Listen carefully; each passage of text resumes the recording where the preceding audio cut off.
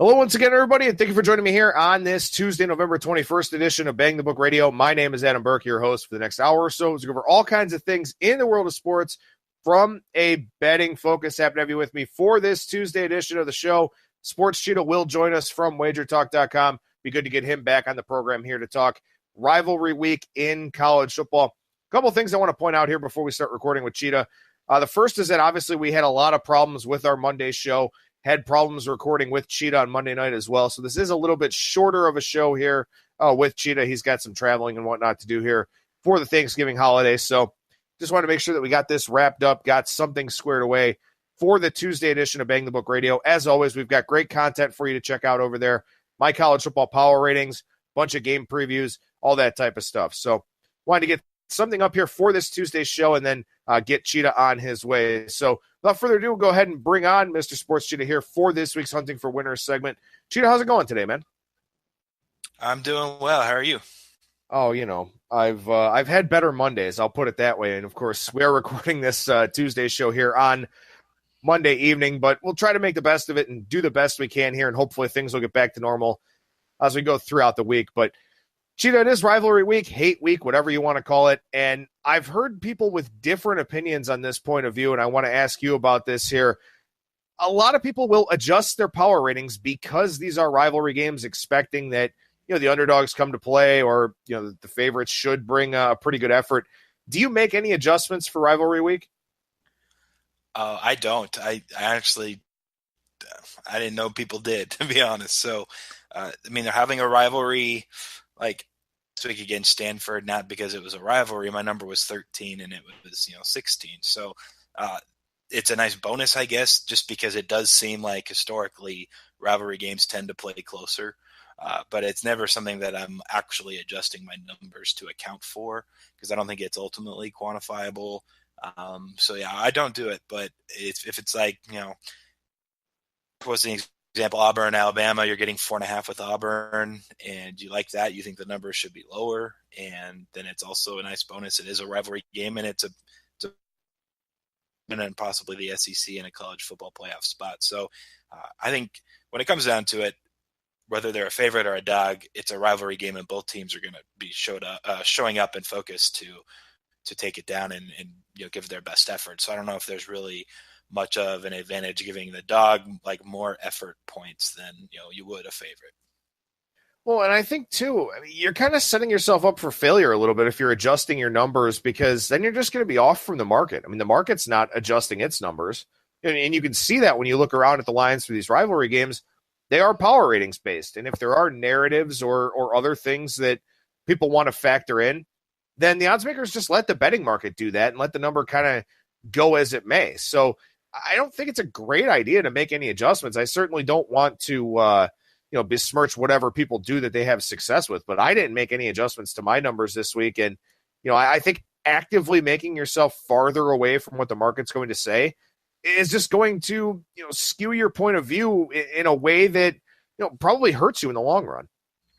Yeah, it totally could. And there's probably some like recency bias or recency trend stuff with, say like BYU, Utah for the majority of the years of the last decade that they've played. All their games, no matter who the favorite or dog is, go down to the final possession. And that's just kind of been a thing for a while. And so people just remember that. And so they probably, assume, it's going to be close. And I'm getting Cal over 2 touchdowns.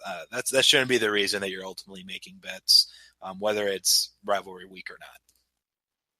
All right, so with that rivalry week angle, you've got teams that are still playing for bowl eligibility. You've got coaching changes that obviously, we've seen a couple here already with Jim Mora Jr. getting fired, and then we got some interim guys who we know aren't getting the job.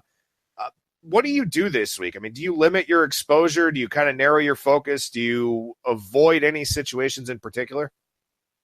No, not necessarily. I will say, just at first glance of every game yesterday, I haven't delved into the totals yet. That just came out a couple hours ago, so I need to do that. But as far as sides go, it'll probably be a really light week for me.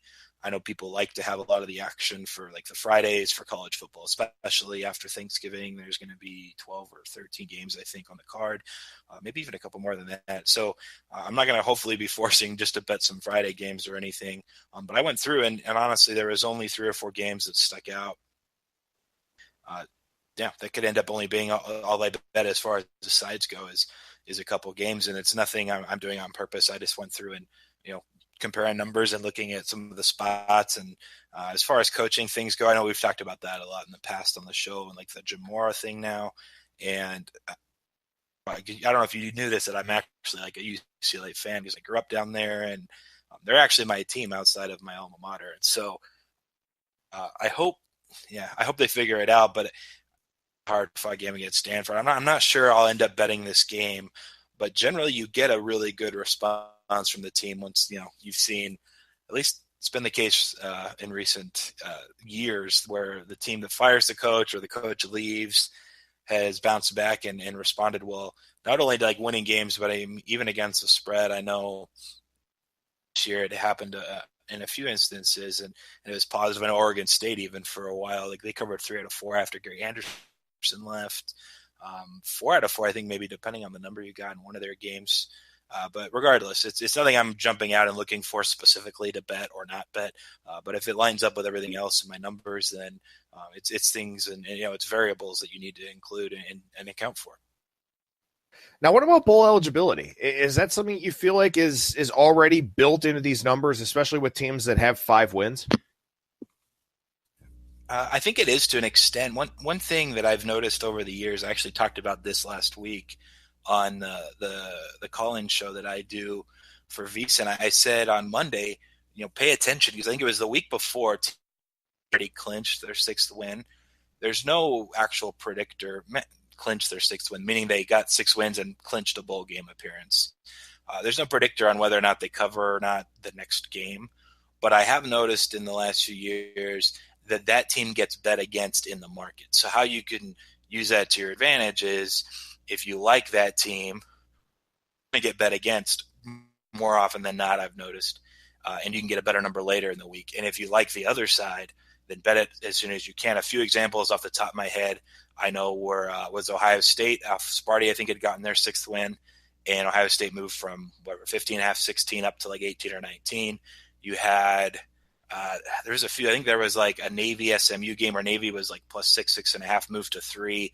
Then the quarterback was announced out and it moved to like pick. But that one moved down, and Navy had just picked up their 6th win.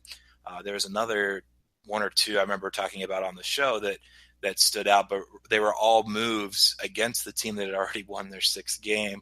And so it's not like a science or anything, but I have noticed that there is some sort of market influence in those spots. It's not necessarily, I think, good to blindly bet against those teams, but you can, again, if you like that side, you can maybe be patient and wait in those cases. Or if you like the other side, I should probably just be betting this now because it's not going to move against me. And so that's something I've noticed as far as the bowl eligibility stuff goes. As far as 5-win teams, I haven't noticed a thing as far as like their 6th game have inflated numbers or not. Like there's generally some teams that can get it done and get the 6th win as a favorite. There's teams that lose as favorites, trying to get their 6th win against the worst team, and it's just as scattered and wide range variance as anything else. So I haven't noticed much with the 5-win teams, whether it's in the market or results. But for 6 wins, results, it's probably nothing. But market wise, and at least trying to get better numbers,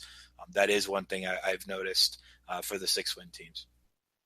Now, one of the things that you have in your back pocket as a handicapper is that you've got a background in sports psychology. So I think that's one of the things to key in on here as well, is that we want to focus on the rivalry games. We want to focus on the games where teams are playing for bowl eligibility or whatever else.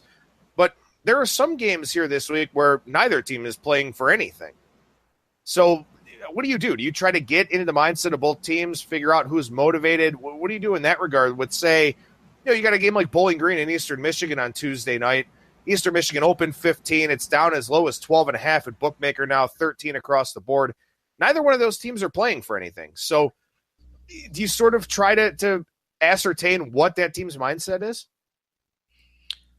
Yeah, I mean, you have to try. You can read, obviously, like reports as far as beat writers, what they're saying about practices during the week, or if there's just any quotes from coaches on how they're practicing or how they're preparing. Generally, I think that's really different than any other week, and you really just have to go off your numbers. So, for example, this is one that I didn't end up betting, but I agree with the move. My number is 13.5, so maybe it's it's moved a little maybe too far now, but at 15, I'm not surprised Bowling Green took money just from the sheer number, and it is, a game that plays tomorrow. It's a Tuesday game, and it's a MAC. They're not, I don't think anyone's taken this game off. Eastern Michigan's played so many close games all year long. I know they've lost a lot that came down to the wire. I think 3 now in overtime. They're a really good team. For them, it's, I don't know.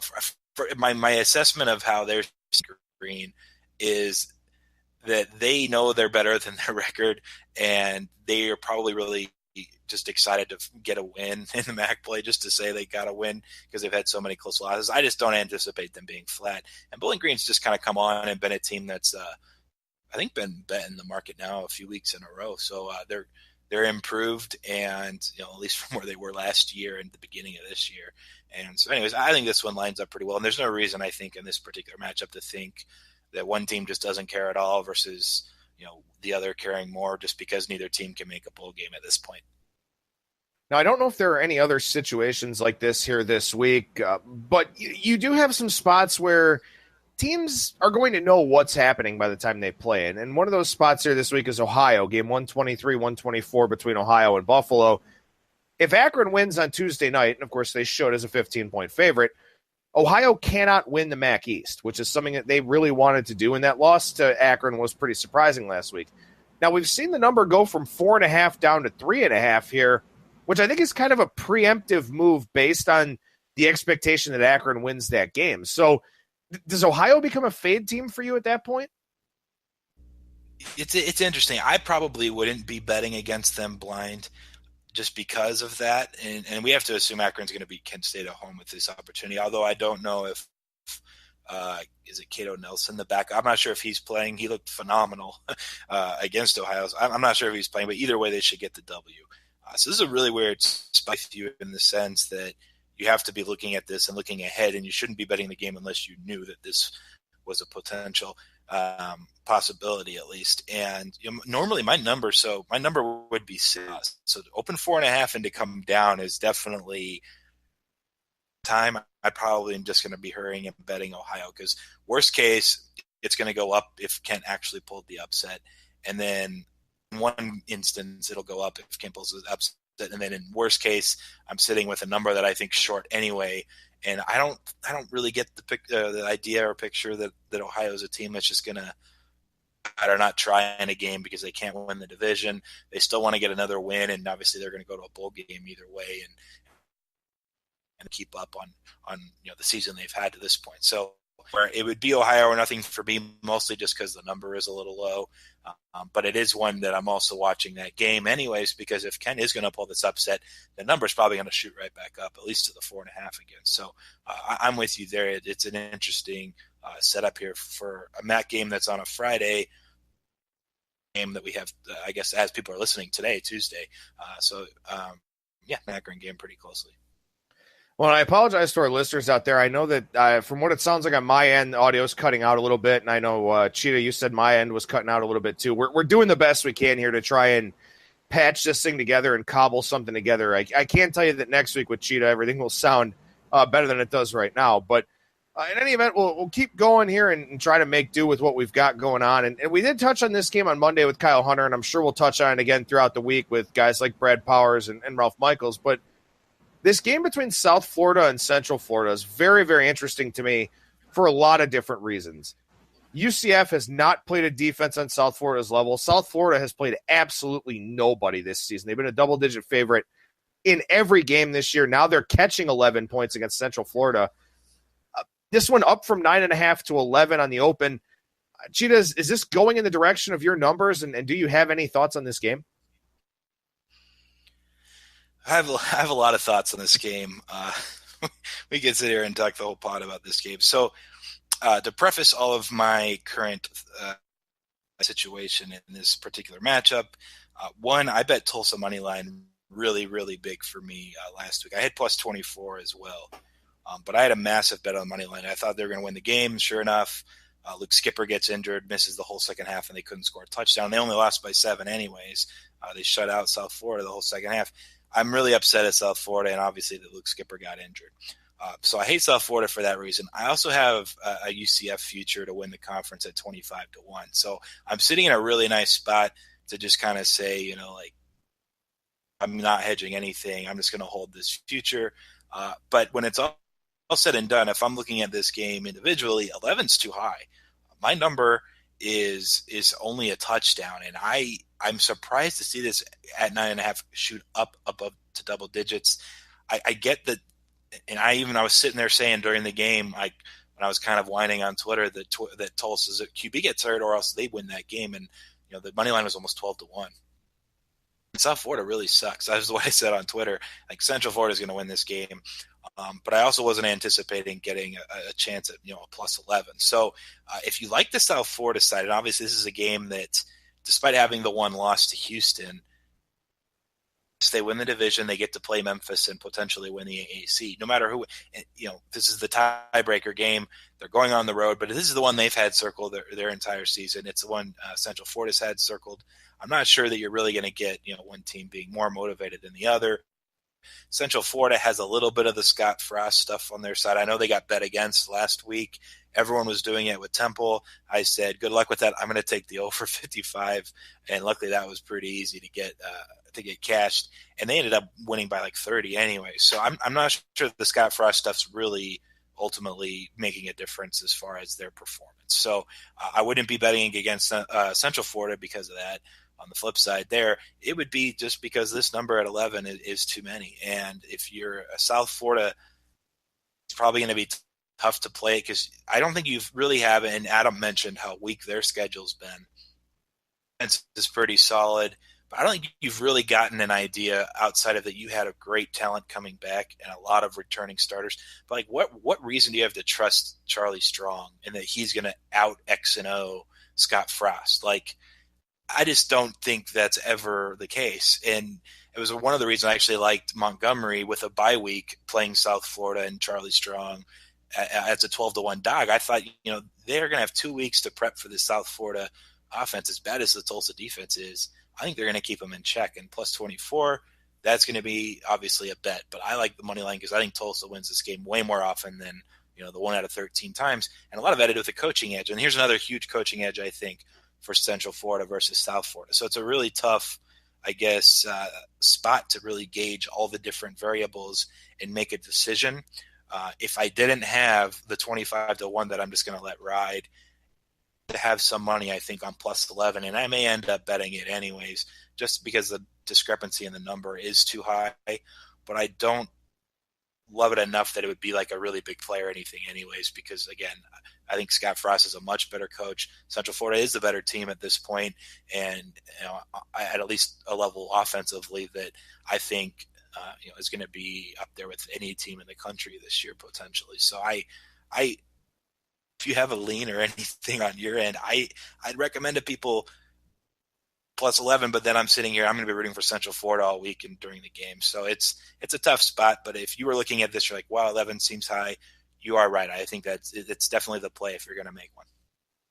Yeah, my power ratings, I have this game at 9. So I was pretty much right there at the opener, and I'm not surprised to see it go up because you and I have talked about this at various points throughout the season here that Central Florida takes money every single week. Somebody is hitting their opener every week without fail, and they've done that for the last 2 years now. So I guess I'm not all that surprised to see it go up, but I will be a little bit surprised if we continue to get sharp involvement as limits get higher throughout the week, because if your number is 7, you're one of the sharpest guys I know.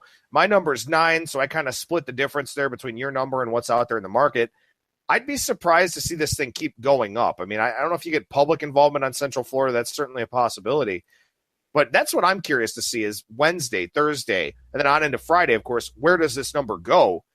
I think that's going to be a pretty good indicator for us. Another indicator I think that is, I failed to mention, it was, and another reason I like Tulsa was that they may have been looking ahead to this game themselves. This is their huge whatever, and they knew they were huge favorites against Tulsa. And so the fact that they did play Tulsa close and it required the backup quarterback for Tulsa not being able to do anything in the second half for South Florida to hang on and at least not go to overtime, that might be telling in the sense that South Florida was this game, which is another positive if you like the South Florida side. So I am very intrigued, like you are, to see where this number goes in the market all week. All right, well, we'll stay on Friday here, and let's talk Texas Tech and Texas a little bit here. Texas Tech, with a win, would get to a bowl game. Texas picked up their 6th win last week, so we'll see if we see that that fade that you were alluding to earlier on in the show about those teams that pick up their 6th wins. I have this number down below a touchdown, and part of it is because this Texas Tech defense, again, they don't jump out all that much statistically, but relative to how they've been the last few years, David Gibbs is doing a great job with this Red Raiders defense. Now, there are a couple of questions about these 5-win teams. And like I said, sometimes you get a little bit of you have to pay a little bit of a premium in the market.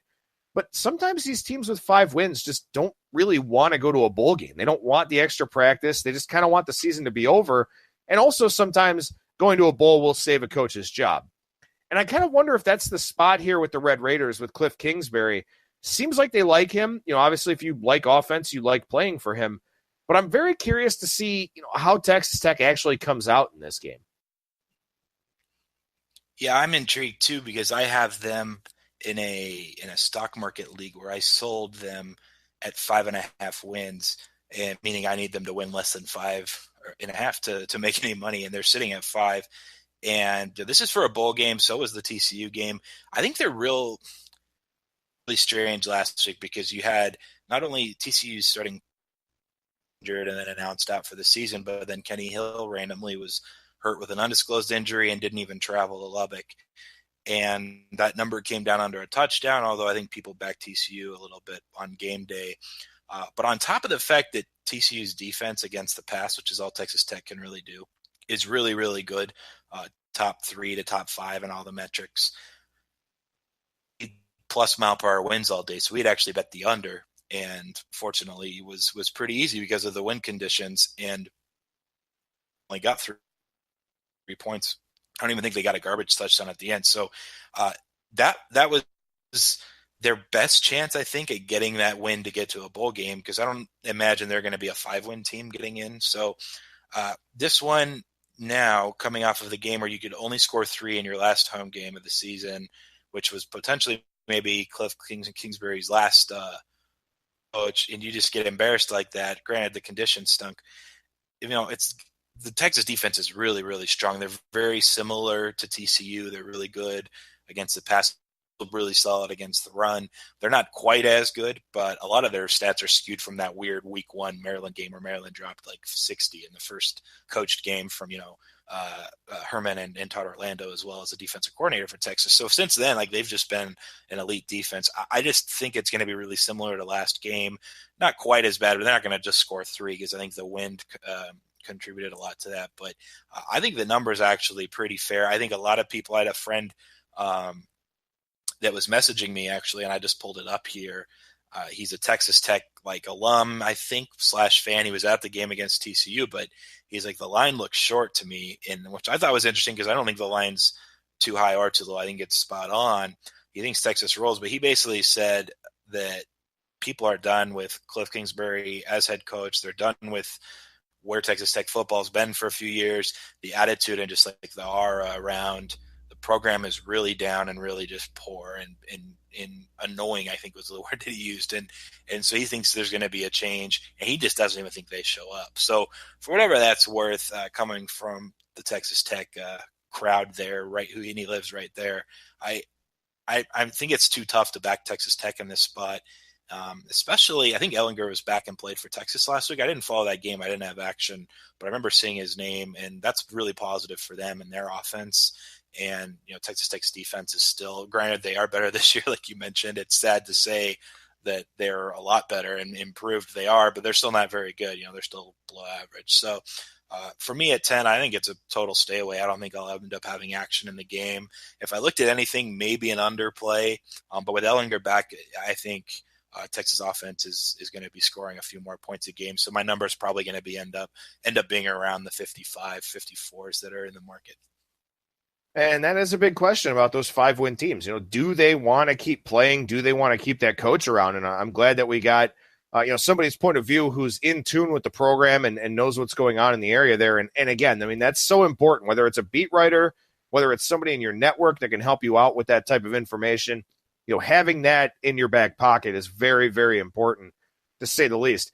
Preston, let's talk about this Cal UCLA game real quickly here. Jim Mora Jr. relieved of his duties, deservedly so. That guy squandered a lot of talent there in LA.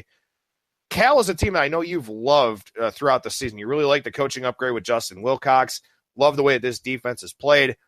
So with you being somebody that follows UCLA pretty closely, I mean, was that their game last week? Are they interested in going to some throwaway bowl game on December 20th or whenever it's going to be? Do we get an effort from the Bruins here? So without knowing, I'm going to be checking actually. So they are 5-6. I actually didn't know if they had 6 wins or 5. So this is probably for the bowl game. It's crazy. They're actually 0-6 on the road and 5-0 at home this year. So they're at home. Haven't lost at home yet. Cal's just really, really good because they changed the way that they approached, playing football when a lot of teams are going fast and trying to score as many points as they can. Cal's defense was so bad they couldn't keep up anyways, and their offense was okay. But they especially in a Pac-12 conference where it's more high flying and the defenses that are really solid, they play a very similar style to Stanford now, and it keeps them in games. And they were tied with USC, and even though they lost that game, there have been other games that they've lost, and even the Stanford one, they only lost by 3 last week. They just play a really good brand of football that I think works well in a Pac-12 where most teams are trying to do the opposite. And here's another one where you have a Cal team that's going to play more game control and run the ball against the UCLA defense that can't defend the run very well. Granted, they did wake up in that second half against USC, and USC couldn't run the ball as well. But other teams have scored 30, 40, 50 points on UCLA this season. So for me, my only look would be Cal, just because I think, and like you mentioned, I've just liked them all year long and backed them quite a bit. But with Mora leaving, and I think I mentioned it when we were talking about coaches and stuff, generally that's a good spot to back the team when they're getting the new coach, playing for the interim guy, or just playing for the fact that there's a breath of fresh air in the program, the university, the area where the city. It's a tough. So those kind of contradict, I guess. And when it comes down to it, I looked at my number just now. It's exactly 7.5, a raw number in this game. So I don't see myself ever getting involved in this game unless it somehow got steamed up to like 10. Then I'm taking Cal for sure. Or if it got down, to like 4 or something, then I got to take UCLA. I don't envision that happening either direction. So it's probably a pretty fair line, and I just have to pass on the game ultimately.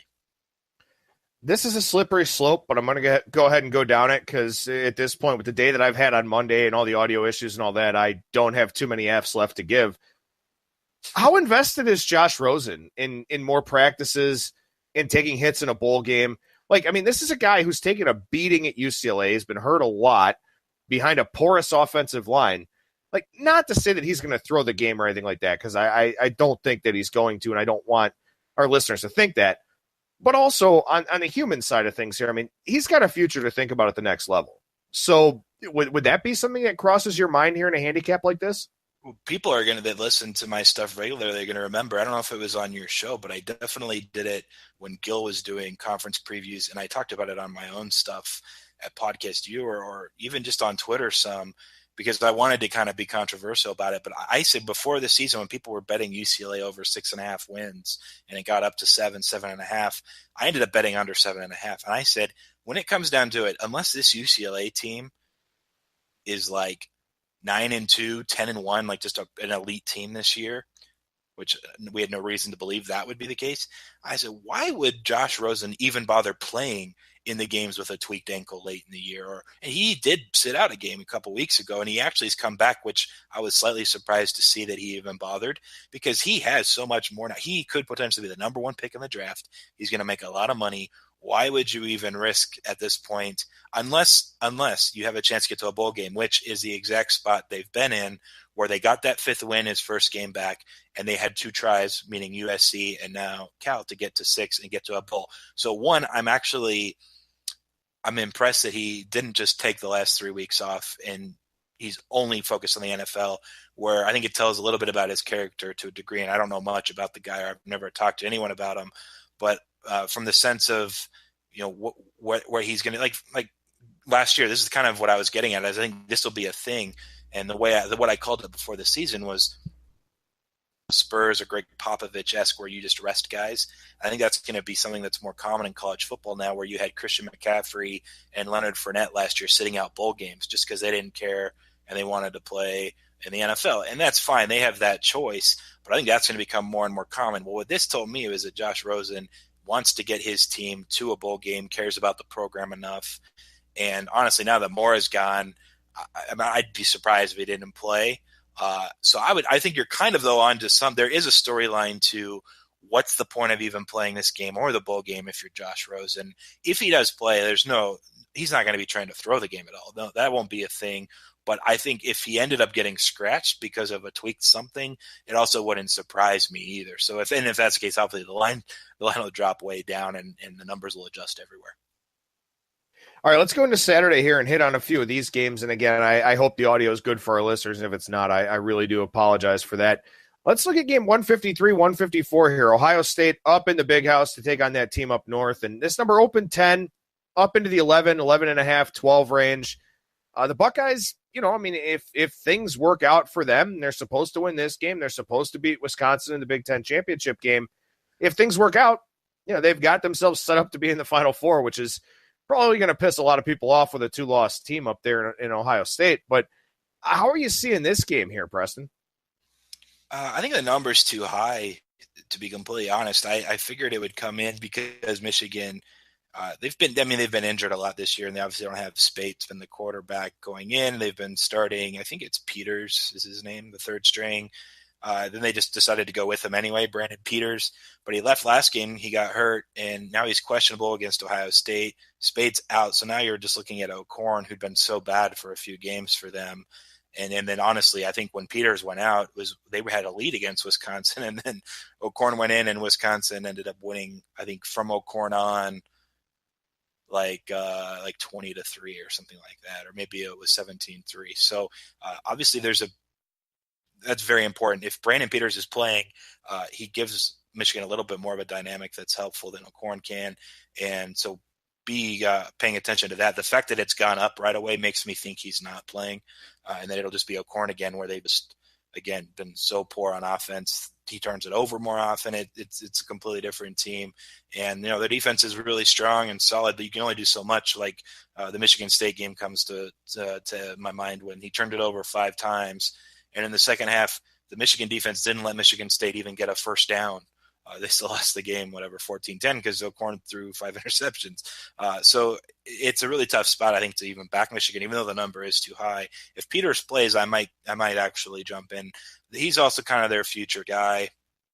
Well, he's a freshman. I'm not sure if they have another guy that's redshirting that maybe he's going to be the future. But if it is him, then they're probably going to be in why bother mode of risking whatever this injury is that he's questionable with. So I have no clue. Honestly, it's a really tough game to analyze outside of that, because the quarterback, I think, makes such a big difference. But the number is high if Peters plays. If he doesn't play, then it actually, I think, is pretty fair, which then it comes down to your question early on. Well, it's a rivalry game, you're getting double digits in Michigan, Ohio State. How do you not take Michigan?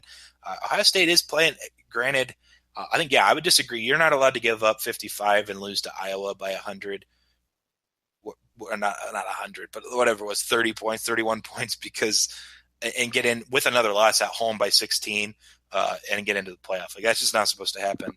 And things are breaking down now. That could happen. It could come down to where it's Ohio State or 2-loss Oklahoma or 2-loss TCU, or potentially like a 1-loss Alabama if they lose this week and don't even get into the SEC title game. You could have 2-loss USC still, I think, in there. So Ohio State's going to have, if there is a 2-loss team, push for the playoff in the 4th spot. And, they're going to have a slight, chance at that. And I'd still think they're taking Bama at 11-1 before Ohio State at 10-2. But depends on how some of the other things shake out. So all Ohio State can do, and in this game, is go out and try to win by as many points as possible and put up as many points as they possibly can. and just make it as good of a showing as they can. So I'm not going to say, because the number is a little high and it's very dependent on the Michigan quarterback. But I'm also not going to tell you to obviously back the rivalry game, the hate game, because they're getting double-digit points, because Ohio State is going to be trying their best to just crush and win this game by as many points as possible. And I think we saw it, and I think it was Rufus Peabody was doing college football playoff committee analysis and projections with his. He realized last week when Georgia dropped, they had projected Georgia dropping from 1 to number 3 with their road loss to Auburn, and they actually dropped from 1 to number 6. And he said we had undervalued how much the committee weighing margin of defeat, because Georgia was down. I think they were down 30. They did score at the end, so I think they lost by 23 at Auburn. But he says the fact they lost by 23 was weighed a lot more on the committee's minds or hands, whatever, than we had anticipated, which means winning by more points and margin of victory is going to be weighed more than I think maybe we had previously anticipated. So games or teams that are on the fringe, whether it's Ohio State or USC or whoever it could be, they need to win these games by as many points as possible. Like, style points do matter, especially if it is a rivalry game on the road against a solid, top 20 Michigan team. They're going to go out and try to run it up. And Urban Meyer's never had a problem doing that anyway. So this game's really intriguing to me. But, again, I'm not going to be putting any money on it until I hear about the quarterback situation. Well, before we move on from this game, I'd just like to remind everybody that the spot was good in last year's game. All right, let's go to game 173, 174, and also game 175, 176, because these two fall into the same boat. North Texas is a 13-point favorite against Rice. Florida Atlantic, 21.5-point favorite against Charlotte. North Texas and Florida Atlantic have much bigger things to worry about next week. So what do you do in a spot like this, where North Texas and Florida Atlantic are both vastly superior to the opponents that they're playing, but really not a whole lot of incentive for them here? And also you could see a lot of underclassmen in the second half. So what do you do in situations like that? Yeah, you have to be looking at it for sure. I'm not sure Florida Atlantic, they can go undefeated, I think, in conference if they win this Charlotte game. And they're going to win, but you're right. Like, if they are up 21 late or in the fourth quarter or even 24 or 28, Charlotte's going to have that chance to backdoor, and it could be a lot of senior upperclassmen that aren't normally starters playing. I like the North Texas angle better because they're off a pretty hard-fought win against Army that fourth, and I know North Texas was either up or tied the majority of the game, and they finally scored last. They played well enough where they knew, hey, we have to have the ball last, and so they let Army tie it with like a minute left at 49, and then they went and kicked the field goal.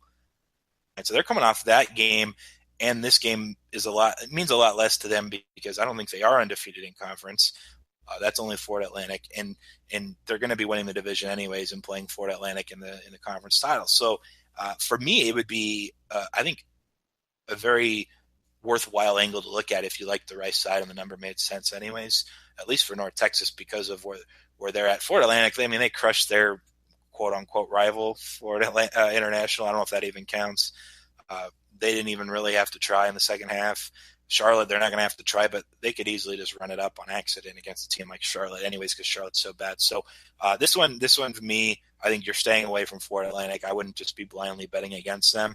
But I think the spot for North Texas is pretty bad here just because of kind of what happened last week in a pretty physical, matchup against an option team that really wears you down. And you got the win, which is great for them.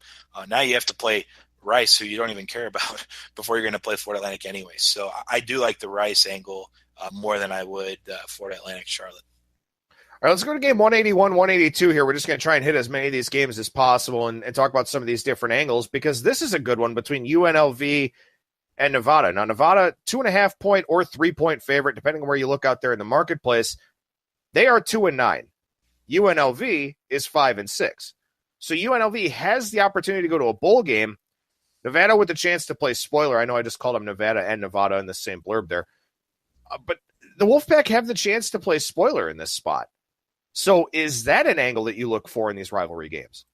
Yeah, I'm sure they're going to, they'll love to do it, and they're favored for a reason, and it's moved up to, I think, 3 from 2.5. Nevada's played really, really well lately. Something clicked after I think it was the Washington State game. They lost to Idaho State. They got crushed by Washington State. Then they went on the road to Fresno State and actually played a pretty good game. Then they actually won one of their wins this year was against Hawaii. They won that game. Then they went on the road to Colorado State. They only lost by 2. They scored 42 at Colorado State. And I was like, holy cow, like they figured out that they had implemented this new offense brand new before the year, and it just took them some time. It took 2 months. That's fine. That happens. They lost to Air Force, but they scored 42. They lost by 3. They went into Boise State. They were winning the game like 14-0, I think, or it was 14-3 maybe.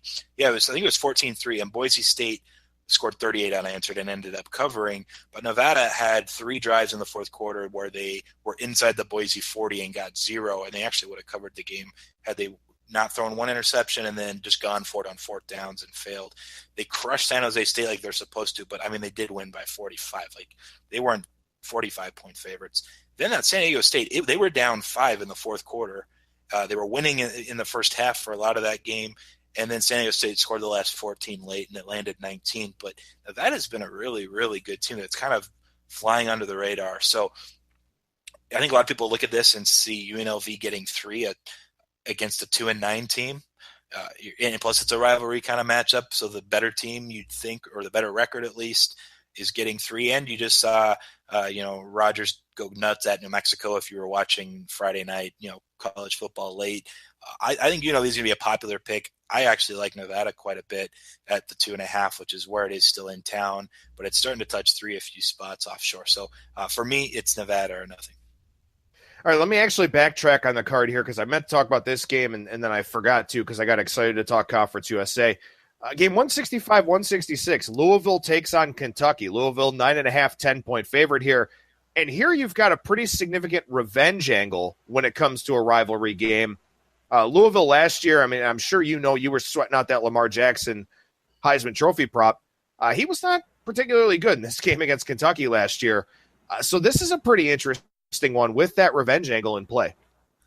It is. I don't know if I'll end up playing it, but if I did, it would be Louisville just because they've looked better the last few weeks. They had a few weeks in a row where they lost the Boston College game, then they upset Florida State, then they lost to I'm forgetting who it was. They lost 2 out of 3 games, and people thought they were kind of falling off, giving up. The defense didn't look very good at all. They lost to NC State a few weeks before that too, so they're already like a 3-loss team. Well, they've put it together and they've beat teams they're supposed to beat, and now they are supposed to beat Kentucky team that. And I was actually talking to Matt Lindemann, who's a Kentucky fan, like one of the only Kentucky football fans there is, and he a few weeks back, he says, I don't think so. I liked Kentucky against Vanderbilt, and I bet it's smaller, and they ended up rolling, and it was more an anti-Vanderbilt play. He didn't even think they were going to win that game. Then the Georgia one last week, they obviously lost that. But he's like, I don't think we're going to win another game this year. He's like, our defense is just really, really bad. It gets worse every week. And for some reason, our offense isn't as good as it was a year ago. So he actually really liked Ville on this spot. And I imagine he'll end up playing him, laying the 9.5. And it's still 10 a few spots. I don't know if I'll end up doing it because it does seem like the number's a little high. Mine was only 8. So I'm not sure I'm laying 10 when my number's 8 because of a spot in a something situation. I don't think I'm doing that, but for people that do like Kentucky again, because they're like, oh, they beat them outright on the road last year, and now they're getting 10 at home, I'd be a little bit careful. I'm not sure Kentucky's just as good as a team that they were, at this point last season. All right, let's go to the Apple Cup here. Game 183-184, Washington State takes on Washington. With an upset win here, Washington State would go to the Pac-12 title game because they beat Stanford, and they'd have the head-to-head tiebreaker over them. If Washington wins, Stanford goes to the Pac-12 title game because Washington lost to Stanford earlier on this year. So, this is one where you've got a whole lot of things going on here. I mean, you've got a berth in the conference championship game on the line. You've got, a rivalry matchup where these two teams, certainly don't like each other very much. And, you also have a spot where, unlike a lot of past editions, both of these teams are really good. Usually Washington's been pretty decent. You go back to the Jake Locker days. Washington State wasn't all that good. Here, these are 2 top 10 or top 15 teams, yet Washington State still opened a double-digit dog in this one.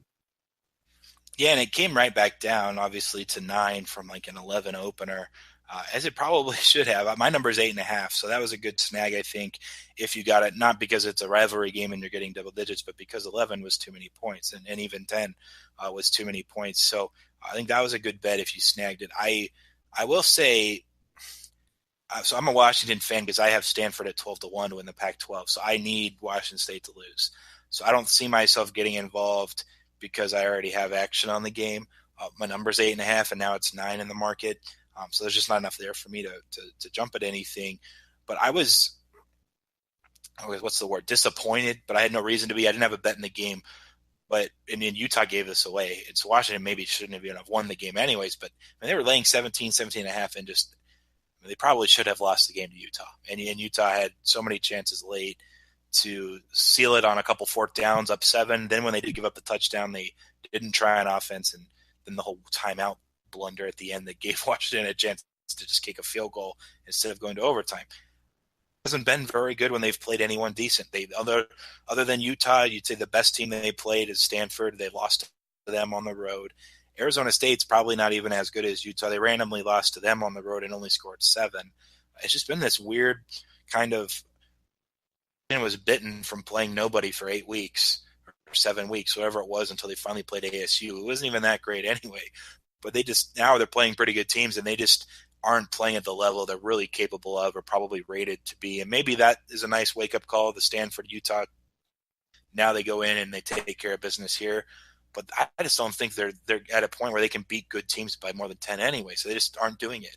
Or they're losing outright, or they're home as 17.5-point favorites and getting lucky to win late. Like, I don't know. For me, it's you have to play Wazoo, I think, if you want action on the game, because it is a rivalry game. Because Washington hasn't shown us anything that makes us think they can run away with a game, period, let alone, cover a spread like, 9, 10, 11 points. All right, let's slide down the board here, and I really want to hit on this game. 201, 202, Boise State and Fresno State out in the Mountain West. Boise State touchdown favorite in this one, and Fresno State's a team that's kind of been regressing in power ratings here for the last 3 or 4 weeks.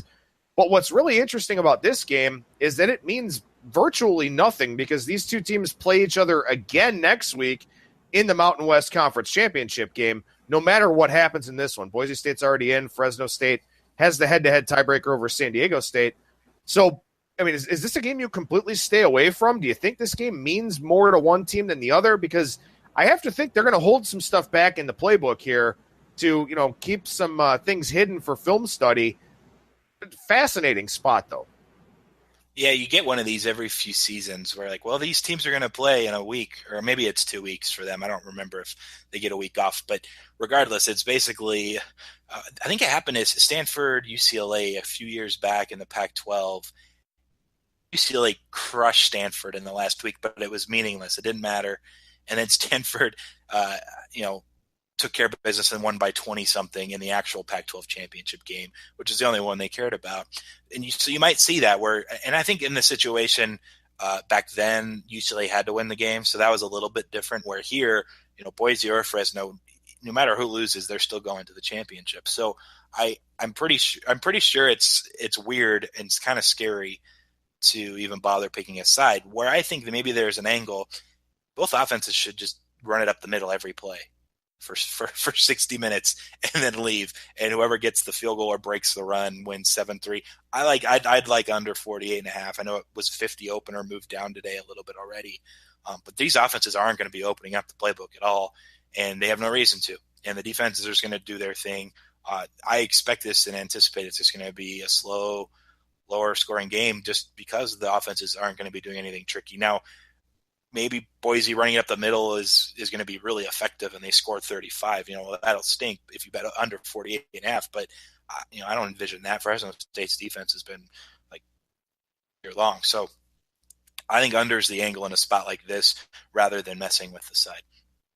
All right, this game's kind of big. The Iron Bowl, 225, 226 on the board. Alabama takes on Auburn. Alabama 4-point favorite at some shops. Bovada's at 5. Obviously, that's not a big surprise with how public in nature that book is. 2 questions. 1, were you surprised to see the number open where it did? And 2, where do you think this number goes throughout the week? Well, I know it opened 3.5 at Pinnacle. It was the only game Pinnacle was listing. before it even opened at BetOnline or at Chris. And a few hours after that, I know Westgate had 4. And then everyone else opened, and it kind of just found its way up to 4.5, which is surprising to me. Because my number is more like 3 for one. And feels like if there's ever a time that so I got in an argument with someone about this. I don't think he's listening, so I feel bad bringing it up, but I don't think he'll listen. So he said Alabama will be like one of the biggest public plays ever. And I said, I don't know about that. I was kind of just being nice. I didn't really agree with it, but he just kept kind of going on. I was like, well, all right, well, here it is. So Georgia was one of the most public sides we've seen in a while. It's crazy to think this. They were laying points at Auburn, like 2.5, 3. It was like, that was a thing, right before kick. And everyone that bet Georgia, so they'll remember how bad they got whooped when Auburn was up 40-10 in the fourth late. And I mean, they just had no chance. So a lot of those same people would be the ones backing Alabama here, yet they remember a short memory. Oh no, that didn't go very well last week. And now we got to lay 4.5 instead of 2.5 or 3. I don't anticipate this actually being much of a public sharp split game. I think there's going to be kind of action on both sides. And to see this around 4.5, I think it's a little high, maybe like a point, but it doesn't shock me regardless. But trying to predict where this will go is tough for me because in my head and what I had talked to my buddy about was I think there's gonna be a lot of people that would normally back Alabama on a short number because it's Alabama, right? But those are a lot of the same people that backed Georgia a few weeks ago against Auburn. And now there's going to be a lot of those people who are like, oh, Auburn was so good. Oh, they're getting 4.5 now against Alabama, who hasn't actually looked very good themselves and hasn't really beat anyone you'd say was a top team yet this year. So I have this hunch that Auburn might end up being this like public home dog when everyone thinks Alabama's at a short number would be really public. And I have no clue. I couldn't tell you which direction this number goes. I can tell you that my number's 3. It's 4.5 in the market, and that's a little bit high. But when it's all said and done, it's nothing I'm betting. I have Auburn futures to win the SEC and to win it all. So I'm just riding those and hoping they get the outright win and I can celebrate some. My number's 5. I'm actually surprised to hear that your number is 3. I mean, I would certainly defer to your numbers, but it feels to me like Auburn's just kind of snuck up on people throughout the year where all of a sudden you kind of had them in your top 3, top 4 in your power ratings. And you're like, wait a minute, that team? Like, because they probably started 9th, 10th, 11th, something like that in your power ratings before the year. But now they've worked their way up to the point where they're at a respectable number against Alabama, who, as you and I talked about earlier on in the year, I mean, we've set new heights in our power ratings for Alabama over the last 2 years. So I'm surprised to hear your numbers only at a field goal. Yeah, it could be. I mean, I was the only team I bet that was like a legitimate, I thought had a real shot at winning the national championship that I put a future bet in for was Auburn at 32-1. And after they lost to Clemson, I added 75-1. So they were always like a top team for me. They got forgotten because they blew that 20-point lead to LSU. They gave up, I think, 21 in a row and lost on the punt return. And they lost by 1. And the way it's set up, it was so nicely that Georgia and Alabama kept winning because now Auburn gets in anyways. But after that, they were like upwards of 100-1, but they were still always a top team. And so, I mean, and dogs at home to Georgia, I think that was just a mistake from 2 weeks ago. They honestly should have been a short favorite. And so, I mean, to that result. So I honestly didn't adjust them much because the market closed Georgia minus 2.5 or whatever it was. And I had Auburn a favorite. I thought that the actual performance or the game itself was telling. So I just left it as I had it. I'm not down on Georgia at all. Auburn's a little bit, I had a little bit worse than Georgia in my power ratings. And so at home, they're going to be a favorite, obviously. So anyways, I just didn't adjust anything. And I've had Auburn pretty high all year long. That's just kind of where I've been with them. I thought what was also telling is they were laying 15.5 on the road at Texas A&M. Like that tells you how strong of like a market team or like a power rating, wise, like where that team is held in regard. They were laying over 2 touchdowns at A&M, and they were up, I think, 22 or 25 and gave up 10 in a row or 7 at the end, and I ended up landing 15, I believe. But regardless, like that was telling to where people perceive Auburn, but then somehow I was wrong because the next week they were dogs 3-point dogs, 2.5-point dogs to Georgia.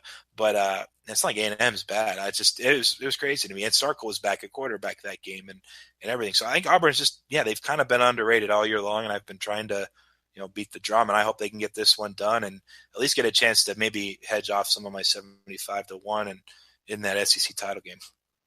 Alabama was a 25-point favorite at Texas A&M, which, I mean, they didn't come close to covering the number in that game. But, man, it's interesting to compare some of those numbers here as we go throughout the season. One more game I want to ask you about, Cheetah, and I apologize for this because I'm sure you don't want to talk about it. I know you liked BYU last week against UMass, and yeah. They're just a disaster here this year, but they go out to Hawaii here, game 229-230, the last one on the board. BYU's laying largely a field goal across the market, number down a little bit from 3.5. I mean, is this a business trip? Is this a free vacation to Hawaii? How do you think the Cougars show in this game? It's interesting because you asked me this question, I believe, I think it was before they played San Jose State, and I had basically said, because their season was over, they lost to ECU and they couldn't make it to a bowl. And I said, a lot the coaches are playing for their jobs. They're not going to just be, they're not going to be unprepared. They're going to be organized. They're going to practice hard. They're going to get the kids to execute. And they covered and they beat San Jose State. Then they went on the road at Fresno State, who's been really good. Tanner Mangum hurts his Achilles, and they had to put in backups again, which has been the story for half the season anyways. They've had 6 different quarterbacks take a snap. And they lost by 7. They had a chance in the second half, like multiple times, to go down and tie the game.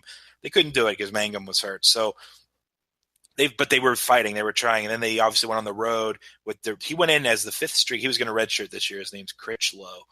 He was supposed to redshirt. He's the 5th string on the depth chart, and he was started at UNLV, and they won by 10. And the big thing for me there, I was at the game, but Matt Canada, who's also been injured and in and out of the lineup, he was like their main horse at running back who'd been hobbled just for so long. He rushed for over 200 yards on 24, 25 carries. He finally looked like this Matt Canada guy, like this running back everyone was talking about before the year that was going to destroy teams. And so against UMass at home after that game, and Critchlow is actually kind of a running quarterback himself. He doesn't throw the ball great. So you'd think they'd be able to, the problem is that they were really conservative. They didn't want Critchlow to get hurt because all their other quarterbacks have gotten hurt this season. But, I mean, he can run with his legs. I thought their run game was really cemented in that UNLV game, that they would be able to run on UMass, which they couldn't do. I mean, they had 3 points for 59 minutes. They finally scored a touchdown. They only lost by 6. I mean, their defense was fine and solid. And you have to give a lot of credit to what UMass has done the last 6 weeks. They've been a really, really good football team. But it's disappointing. So now you're looking at – I think you come down to the same question then. Is this a business trip? Well, it is for the coaches because there's at least, in my opinion, the offensive coordinator, Ty Detmer, he's got to be fired.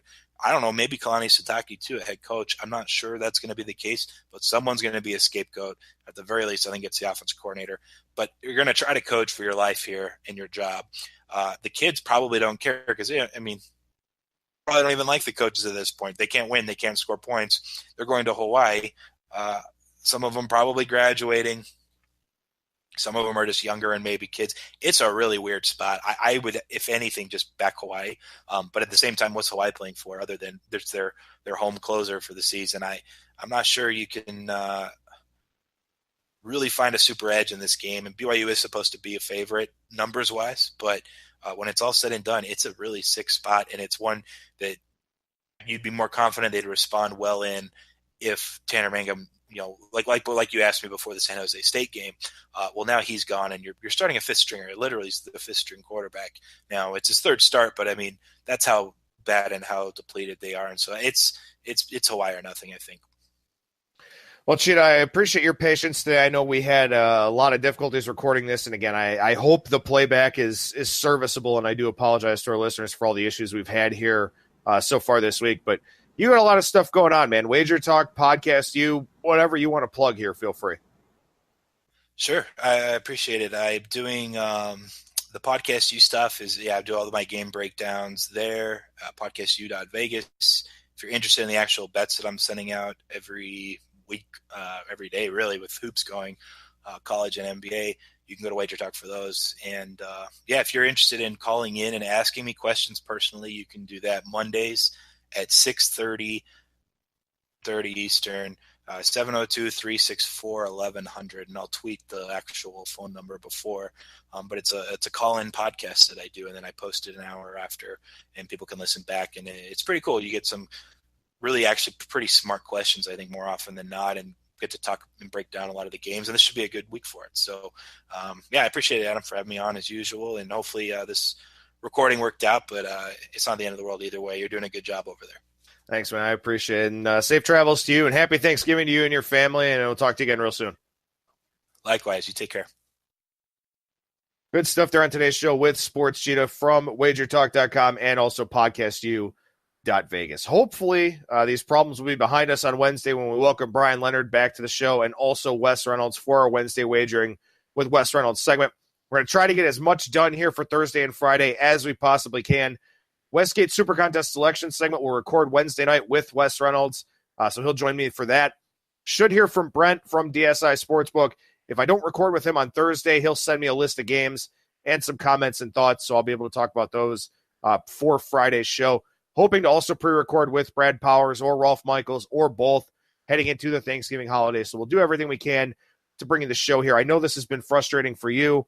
You can only imagine how frustrating it's been for me here with the first 2 days of the show. So I apologize for all of the problems that we have had here so far, but we're doing everything we can to still bring you the shows, and hopefully you can give us a bit of a pass for that. So that'll do it for me. Thank you so much for listening, everybody, and I will talk to you again tomorrow.